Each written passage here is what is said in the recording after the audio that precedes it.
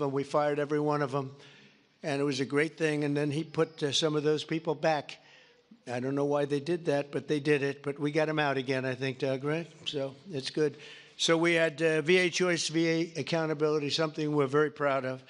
I'm also working to keep my promise to end veterans' homelessness in America. In May, I signed an executive order to open the National Center for Warrior Independence in Los Angeles, California, which will house up to 6,000 homeless vets. It's going to be beautiful.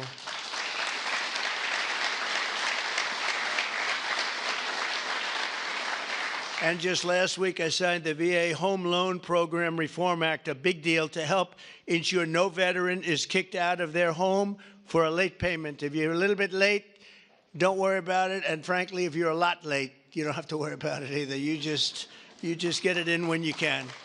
Get it in when you can. And America's veterans have done their duty for us, and under the Trump administration, we are doing our duty for you, okay? That's the way it's supposed to be. One of our brave soldiers with us today is Army Veteran Specialist Kevin Jensen. In 2008, Specialist Jensen was a gunner in a Humvee racing to support a platoon ambushed by the Taliban in Afghanistan. His vehicle was hit by a roadside bomb, flew 10 feet. He flew 10 feet up into the air and exploded in flames. The whole place was in flames, including, unfortunately, Kevin. But he suffered deep third-degree burns, and all over his body he was in trouble, big trouble. Despite the agony, he selflessly ran to the aid of his platoon leader, who was engulfed, or just absolutely, everyone thought he was gone. He was engulfed in fire.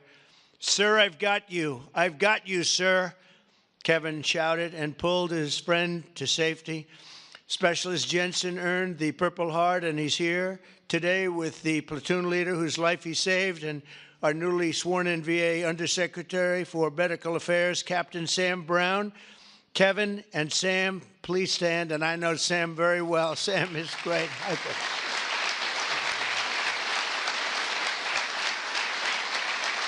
What a combination. He's okay, right?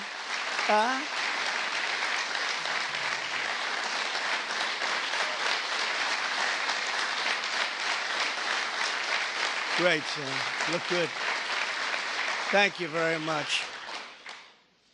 You did a great thing, because I got to know him and his really beautiful wife. You know, you're not allowed to say beautiful anymore. It's political suicide, they say.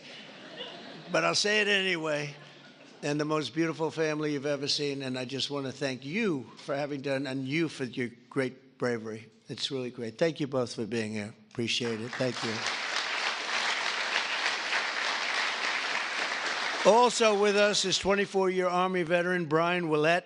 In 2010, Staff Sergeant Wulettes was conducting a resupply mission in Afghanistan when his vehicle was struck by a roadside bomb.